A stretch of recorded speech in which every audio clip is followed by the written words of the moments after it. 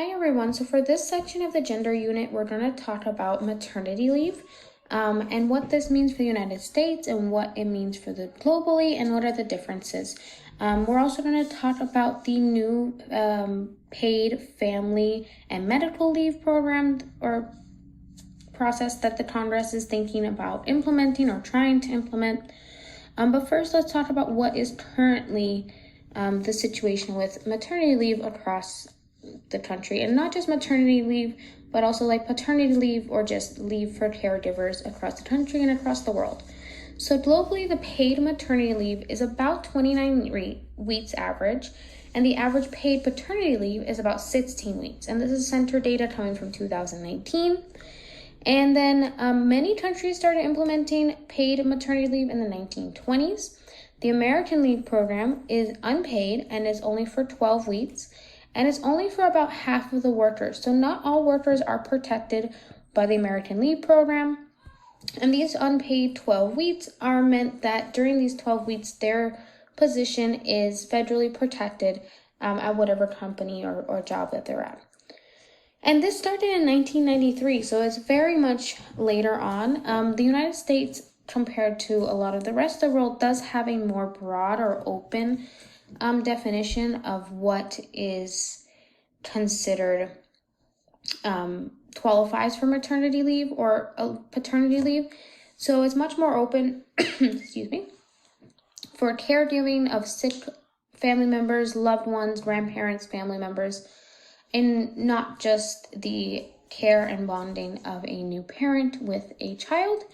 And this mainly comes from the fact that it was implemented in 1993. So in 1993, a lot of the gender norms and gender expectations had changed a lot compared to like when other countries were implementing maternity leave in 1920s.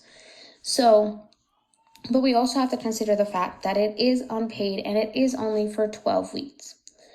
Many people also need more than 4 weeks, right? So recovery from major surgeries such as a C-section take usually at least 6 weeks, and recovery from like a heart attack can take several months. Cancer treatments, if you're in the situation where you're caring for a loved one who is sick.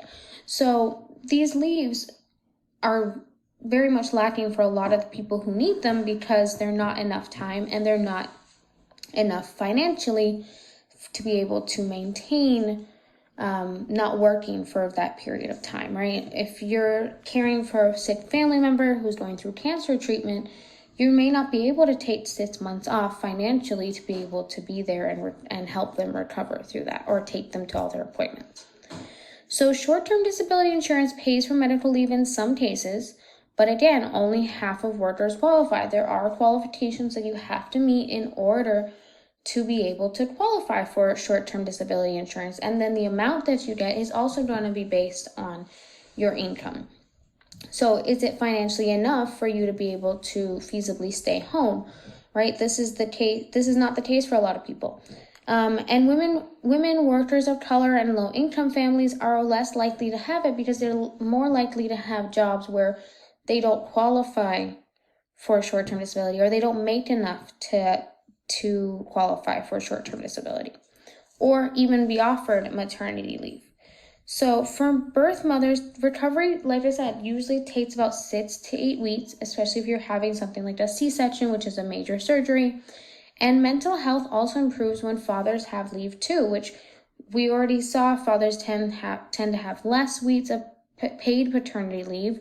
And that's globally, right? In the United States, it is even less than that. So Congress is now considering 4 weeks of paid family and medical leave. This is down from 12 weeks that were initially proposed in the Democrat spending plan. And if this plan were to become in law, the U.S. would no longer be one of 6 countries in the world and the only rich country without any form of national paid leave. Because we have to remember the only form of leave that we have in this country currently is unpaid. So if you see here on this map on the side, it shows you paid leave for new mothers. The United States is one of 8 countries without paid maternity leave, and the average length for those that have it is 29 weeks. So you can see here by the different colors, the darker orange is 0 weeks, which is the United States, and those other 6 countries, which you can kind of see are the small ones here. And then the lighter orange, which I don't even think there is any lighter orange on this map, is 4 weeks or less.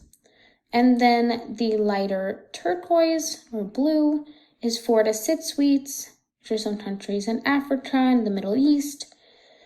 And then the moderate or mild turquoise or blue is 12 to 24 weeks, which is a lot of Central South America, Africa, some Asia.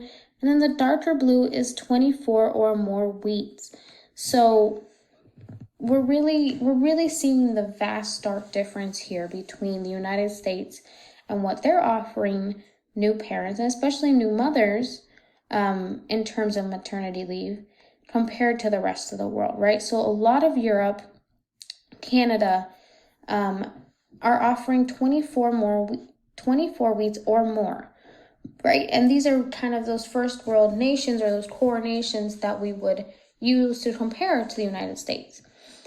So there's definitely some progress being made in terms of Congress trying to pass some type of paid maternity or leave program, because it's not just maternity, it's also paternity, and it's also, like I mentioned before, caring for sick individuals or family members.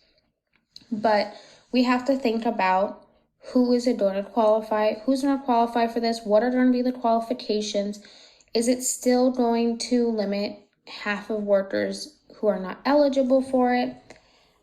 These are some implications that we need to think about when we think about these programs being implemented. And obviously at this point, it's hard to tell what those implications and consequences will be because they're still in the process of hashing that out. But on a social level, we need to think about, especially with postpartum depression and postpartum anxiety increasing in this country, and we need to think about what would be the implications of having more time off paid and having partners be able to take that time off paid and not have to stress financially when welcoming a new baby. So definitely something to think about. I want you to think about what are the implications of this? What are the consequences of not having it versus maybe having it versus it's only eligible for some? And think about the gender concepts that we've been talking about, right?